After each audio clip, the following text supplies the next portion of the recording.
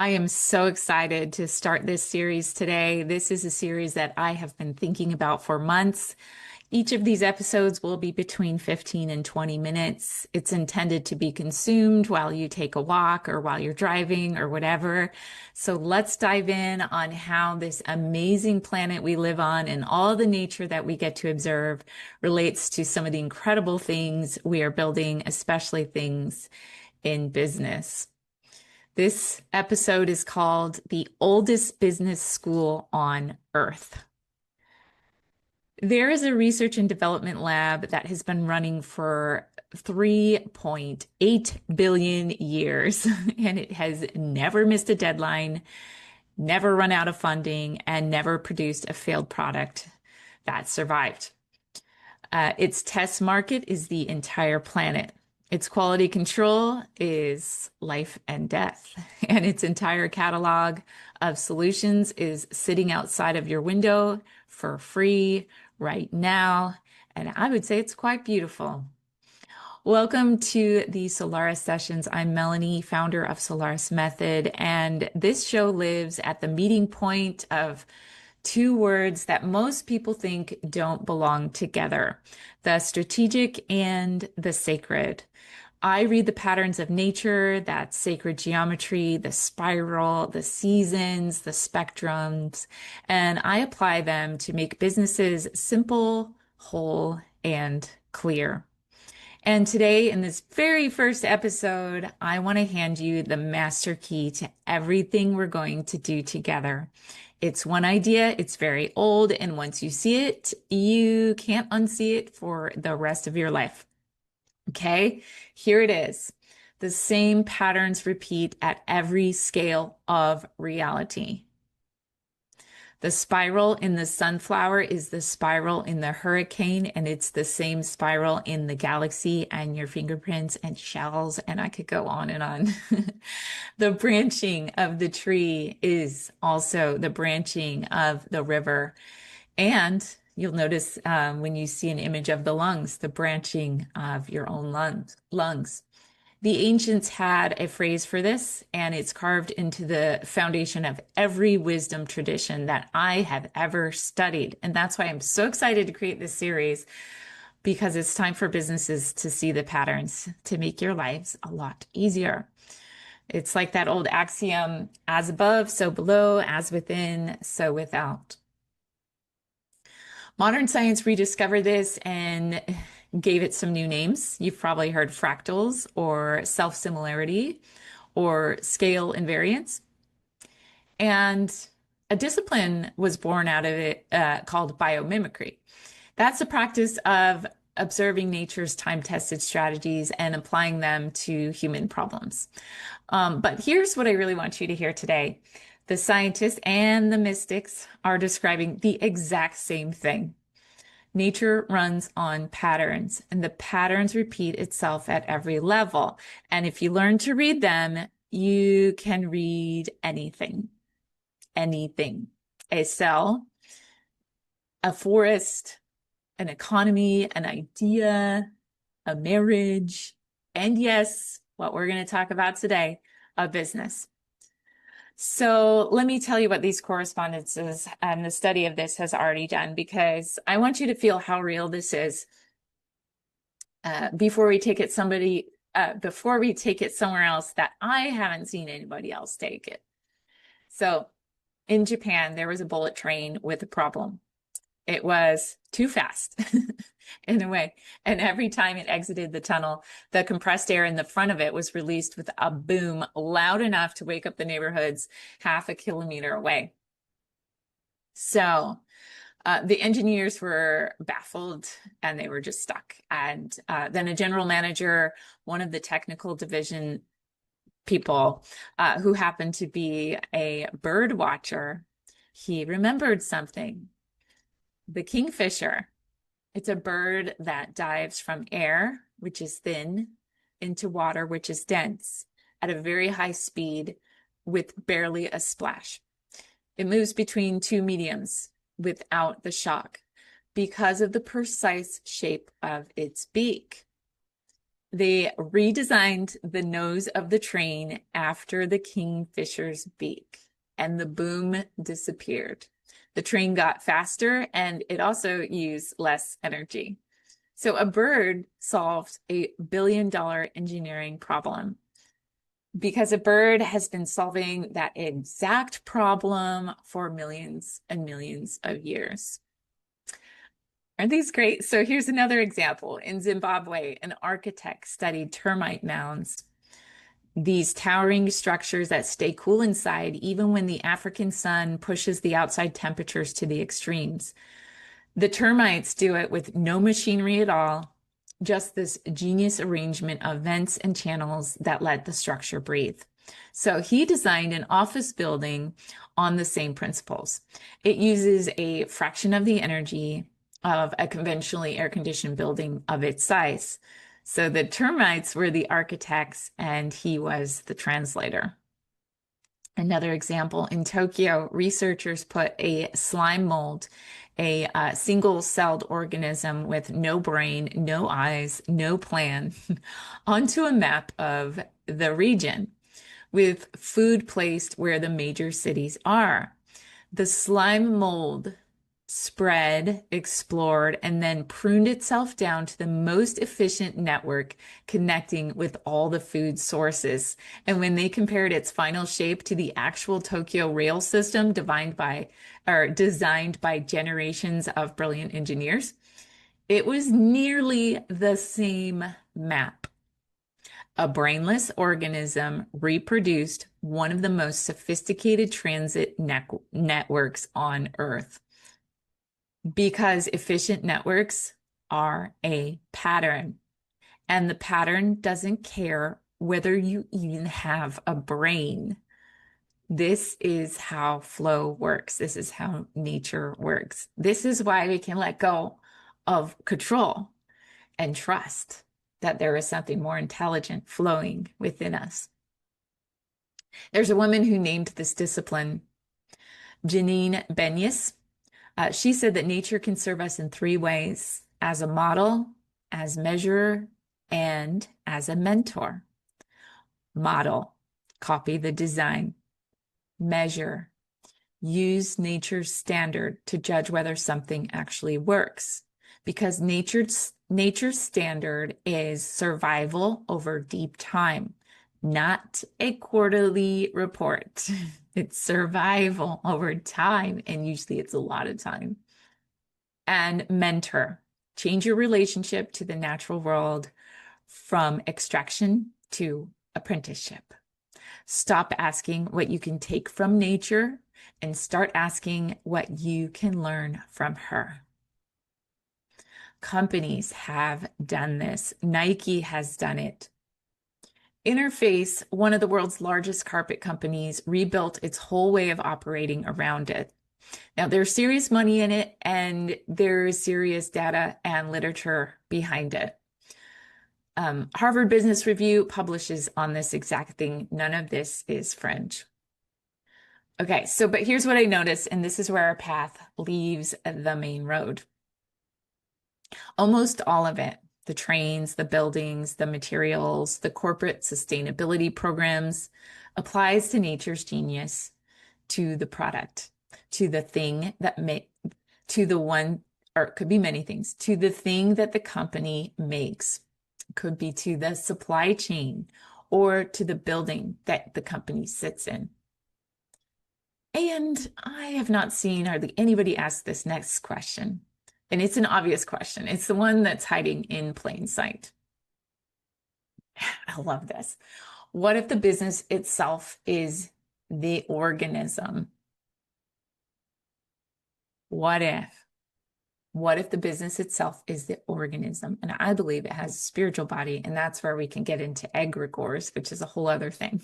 So we're not talking about just the product. We're talking about the business, the living system of you, your offers, your people, your money, your messages, your rhythms. And what if that whole living thing could be designed the same way that nature designs, instead of the way that maybe we were taught in school or business school? which is frankly, it's the same way that machines are designed, right? You have inputs, outputs, you have funnels, you have pipelines, you have quarterly targets, you have growth in a line, right? It goes on and on. Now, here's the thing about lines, right? Or even straight lines. Nature doesn't draw them. Look for a perfectly straight line in the natural world, and you will barely find one. Nature actually draws spirals, branches, waves, cycles, webs, or my favorite, mandalas. And yet we've built our entire business culture on the one shape, a straight line that nature refuses to use. And then we wonder why founders get so burnout with all the business stuff. That's why I'm speaking about these things, because it's such a big part of so many people's lives that it's sad to think that people are just getting burnout and overwhelmed trying to create something that is not even very natural. So that's why a lot of these things just kind of feel gross in business, right? Building funnels, or why the business that was supposed to support us and liberate us is actually just like choking us, right? How many of you feel that, especially entrepreneurs? You cannot force a living system to behave like a machine without breaking something. And it's usually the founder. Don't let this be you. So this show, this podcast, this whole body of work, it rests on one simple proposition. Your business is not a machine. It's a living system. And living systems obey patterns that are 3.8 billion years old. So whether you cooperate with these patterns or not, they're there. So if you cooperate, growth gets easier. Not necessarily easy, but easier. The way a sailboat is easier than rowing against the tide. If you ignore them, and you're just going to spend your whole life as a founder rowing. So put up those sails and let nature support you. Okay, so let me give you the second half of the key, the part that makes this Solaris method. It's not just biomimicry, just with like a better flavor. This is about the old teachers, one of my favorite teachers, Hermes Trismegistus. The Hermetic tradition. I also love the philosopher Manly P. Hall. He spent his life curating, and he held that correspondence is law. It's not just poetic device that we talk about that sounds nice. It's actually a law. It's like gravity. And what happens at one level of a system reflects and reveals what's happening at all the others. The macro is readable in the micro. The outer is readable in the inner, which means your business is not just a living system. Your business is a mirror. I had to pause there. I've watched this so many times, and it has now stopped surprising me. I'm still delighted when I can help people through this, but it's the same thing, right? So the founder whose inbox, their emails, their notifications, it's all chaos. Maybe their finances are in chaos. And maybe you have a glass of wine over Zoom, which I've been known to do, or have a coffee with them. You find out their boundaries are often chaos too. Ask me how I know, right? Because I've gone through all of these. So that's the one pattern showing up, though, I would say at the 3 scales. The founder who can't let a single email go without like rewriting it multiple times, whose businesses have 5 offers that are half built. They're not really thought through. They're not really finished. And then there's the perfectionism that happens at the small scale. And then at the large scale, it just ties it all into like a large knot and makes it into a mess. So you don't have 200 problems. You actually have 3 or 4 patterns wearing like 200 different costumes. Does that make sense? I'm going to say that again. So you don't have all 200 problems. You have 3 or 4 patterns that are wearing 200 different annoying, obnoxious costumes, right? So we really just got to hone in on the patterns. And this is the diagnostic power of correspondence. If the pattern repeats at every scale, you can read it at whichever scale is easiest for you to see, and you can heal it at whichever scale you can actually reach today. Sometimes you fix the business by fixing just the calendar. Sometimes you fix the marketing by fixing your content strategy. And of course, the system is one thing. You touch it anywhere, and then the whole web is affected by it. Okay, so here's what we're going to do together in this session and the ones that follow. Okay, so each episode, I'll take one pattern from nature, the spiral, maybe it's the hexagon, or the mycelial network, or the seasons, or the tide. And we're going to do 3 readings of it. First, it's going to be the science. What nature is actually doing. Because the rigor matters, and the real research around this is beautiful and it's stunning without any embellishment whatsoever. And the second is the strategy. What the pattern looks like when it's running beautifully or failing inside of a business, and how to hold the systems together that align with it. And third, the correspondence, where the same pattern is running in your life right now, because you, I'm looking at you, are not separate from your business. You are its climate, all of it. So a skeptic can take the first 2 readings and leave the third, and then they'll still walk away with way better systems than any funnel hacker or tech bro will give them, usually at quite a high price too. And a mystic can start with the third and work backwards. I can work with all of them, and so should you. So the pattern doesn't mind where you enter it. That's the whole beauty of this. It's still the same pattern. So before we close, I want to give you one practice. This is small. It's almost just ridiculously simple. It's the foundation of everything else, and it's the practice that builds this entire method. On morning walks or watching tides, rearrange a shoreline. So this week, go outside once a day, find one pattern, just one, and notice how the branches of a tree divide a big limb into smaller limbs, into twigs, and then notice that your business does the same thing, or it should, right? One mission dividing into a few offers, dividing into many small daily actions, all connected back to the trunk, and then going into the earth with the roots, and so on. I mean, we could just follow this thread on and on. So, okay, here's another one. Watch water. Watch water find its way downhill.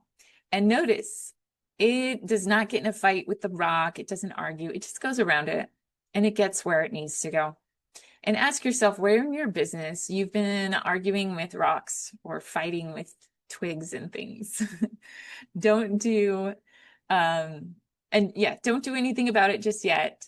Just see it. The seeing is the skill. And everything I will ever teach you is downstream from there. But seeing it is everything at this point, because more and more will reveal itself to you over time. So here's the truth underneath all of it. Okay, this is what I just love this. You were never, ever outside of nature. Your business was never outside of nature. The same intelligence that shapes the Nautilus shell and times the tides is available to shape the very thing that you're building. And it has been available all along. And it's as patient as the sunlight, waiting for you to look up from the phone, from the endless BS, pointless content that's out there that people consume, all of that. I'll withhold the rest of my judgments on that. So the patterns are already speaking to you. So next time we're going to listen to the most famous one of all. I'm so excited to talk about this one. This one is the spiral, and I'm going to show you why your growth was never supposed to be a straight line and what to build instead. I'm Melanie. This is Solaris Method. It's all about the strategic and the sacred. And you can find out more about what I do at solarismethod.com. Don't forget, walk outside today, find one pattern. This is the pathway to the sun, and it starts exactly where you're standing.